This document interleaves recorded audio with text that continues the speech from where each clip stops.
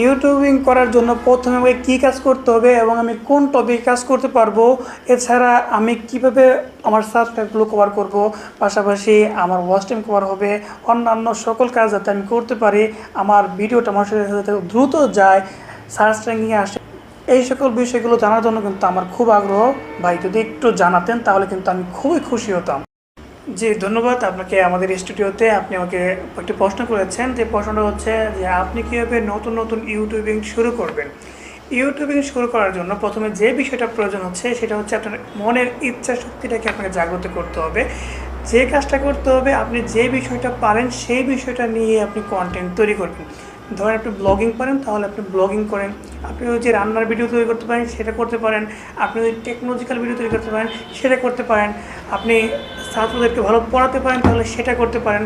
আপনি যে বিষয়ে ভালো পারেন সেই বিষয়টাকে ধরে রাখতে